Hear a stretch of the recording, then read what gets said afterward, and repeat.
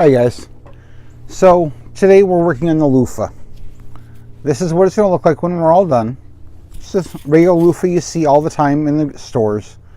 And these will get cut up before we sell them. Some of the soap makers we work with will buy them whole to save themselves money because they want to get them cheaper and they want to have the whole thing. What we'll usually do before we sell them is we'll cut here. We'll cut either 4 or 6 inch hunks off of them. And usually we'll cut this part off down here and cut back to give that nice look on the end. And you can throw this part in a food processor or coffee grinder, whatever you want to use, to chop it up, and you can add it to your soaps as an aggregate, abrasive in your soap. So this is a loofah that I haven't messed with. Before we harvest them, when we're going around and checking to see if they're ready to be peeled, we walk around and we do a very, very scientific test. We shake them. Sounds like a rattle. This one's been beaten around quite a bit. This is what it sounds like before we shake one. You hear that slight rattle to it. So all the seeds are still in here. So all we do is take the base of your hand, put them around, and you start to hear the rattle getting louder and louder. The louder the rattle, the drier it is. So that one's pretty dry. So the first thing we're going to do is get our seeds out, because we save our seeds, and replant. So we're going to we'll break the end off.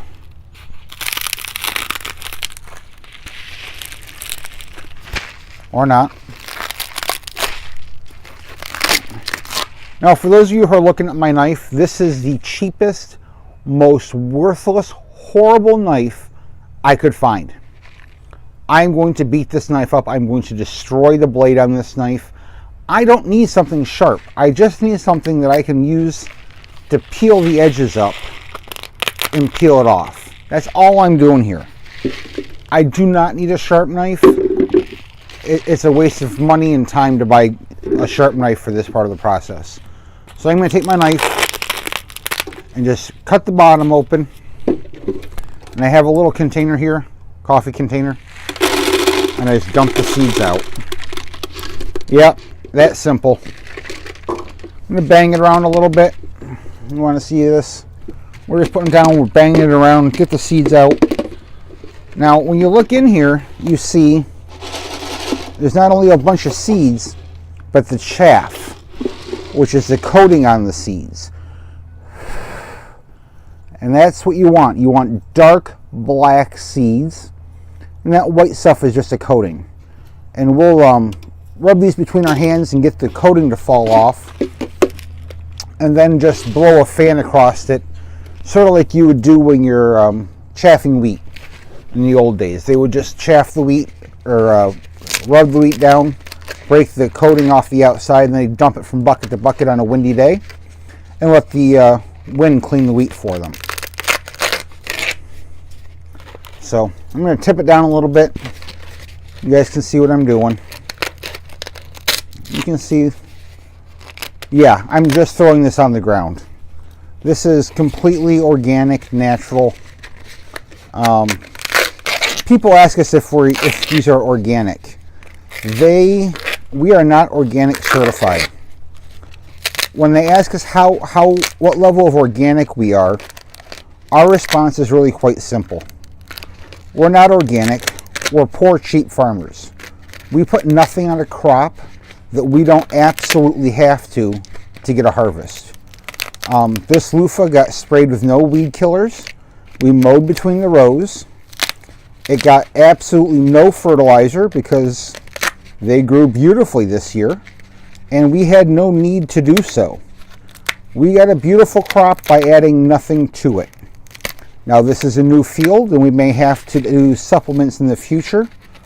We're planning on doing a lot of composting on the rows because this isn't a really hungry, hard plant to grow. I'm just breaking this in my hand, just squeezing it to break the outside up. So we really don't foresee a need to do much with it. We are trying to get a hold of some people who know more about loofah. If you ever try to learn about loofah, you'll find out it's really hard to get information on how to grow them. We're trying to find out what nutrients would make them grow better and set fruit better. But I gotta say, the biggest benefit to us this year was we had a great pollination crew working for us. They work really cheap.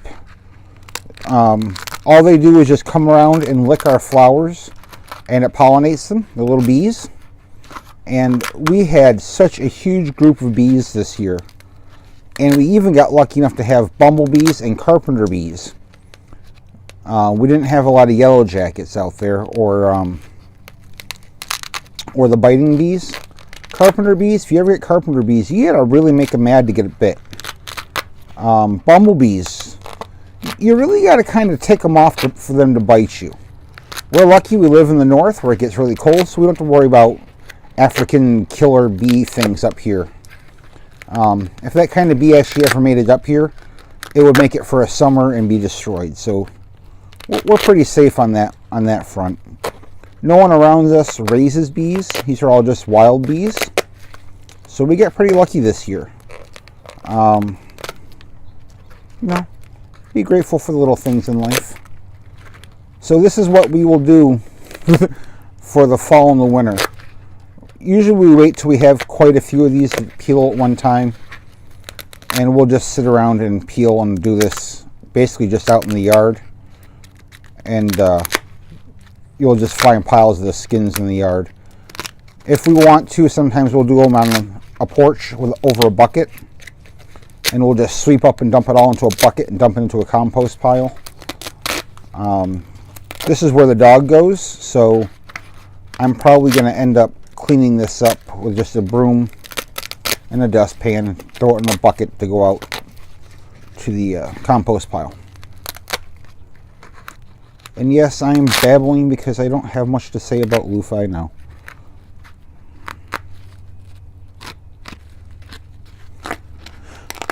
So, this will be a family activity. Dad and I will sit around and talk about whatever. Plan for the zombie apocalypse. Talk about what we want to do next year, how many rows we want to get put in. He'll yell at me for talking him into planting Luffa and growing Luffa this year. I've already gotten yelled at a few times for that. We never expected to get this many this year. Whoa, whoa. How many farmers do you know complain about making too big of a crop, you know? So all I'm doing is going at the ridge and peeling it up. I'm just using my thumb to help rip it apart. You can do this with your fingers. And we have peeled many of them with our bare hands.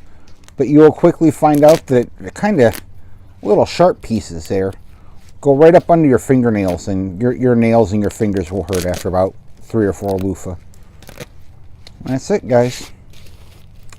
Now, at this point, this is an all-natural loofah. This has not been chemically treated in any way, shape, or form. We haven't bleached it. We haven't put any chemicals on it. It is completely safe to use. This could be for anything from bath, for making soaps. I use them in my kitchen for scrubbing dishes because I'm cheap and I don't want to buy those green scrubby things. Really, this is going to be for anything you want it to be. I used to use them when I had chickens for cleaning out the water feeders. I don't know how well you can see. This one's been washed. This one hasn't. I just rinse them off in water. We don't always wash them. If we're selling to soap makers, we won't wash them first. We can if you want, but there's a natural gooey stuff to these. If I got this wet right now, it'd have a bit of a filmy slime to it, which is a naturally antimicrobial membrane over this that doesn't allow it to be eaten by bugs as well. And we find that leaving that on there until we're going to sell them, nothing eats them. No bugs get in, they're not destroyed. I have yet to ever have one of these be eaten by any insect with the coating on it. All you do to get the coating off is rinse it in water. Why doesn't this look like the one I buy at Walmart or the box store or the pharmacy? I didn't bleach it. You can bleach these. Now, if I went through the hassle of growing them without any chemicals, I'm not going to bleach it. I wouldn't bleach it to sell it on Amazon or to sell it on Etsy or one of the other sites. I wouldn't bleach them to sell them to a soap maker. If you want to bleach them and you want to play with chemicals like bleach and stick your hands in there and buy gallons and gallons so you can fill up a 5-gallon bucket and dip these in to make them pretty, that's your call. If that's what makes you happy on the inside, go with it. Rinse them off really well first before you dip them in bleach. You can also use hydrogen peroxide. Again, expensive. Would really raise my prices up, really jack up my prices. Really raise my prices, and I don't want to do that to my customers. You know, we're going to rinse these off and we're going to set them out to dry just to get all the loose debris off, but we're not going to soak them and like scrub and clean them. So we're going to rinse them off and we're going to sell them. So that's the basic process, guys. That's Luffa. Do I have to do anything after this? Absolutely not. This is probably going to get cut up a little bit and go into my kitchen for me washing dishes. Probably going to use it to clean the dog bowls right before I throw them away. You don't have to throw these in the trash. The ones you buy from the store, I don't know what chemicals they were treated with. That's your call. My dish soap is a pretty natural dish soap. I think I use Dawn because I don't have any that I've made recently. Dawn dish soap is pretty safe. They use it on pets. I would be willing to rinse it out really well, and I'll throw it in my compost bucket that has my coffee grounds and my leftovers in it, and throw this in my compost pile when I'm done. I won't actually throw it in the trash. I won't throw this away. It's a natural plant. This is not going to hurt a darn thing for me to throw this in my compost pile and let it break. Hi guys, thanks for watching the video. Like, subscribe. My iPhone cut me off, so I'm going to assume that I was done talking. I was starting to babble. It was a long day. Alright guys, thanks.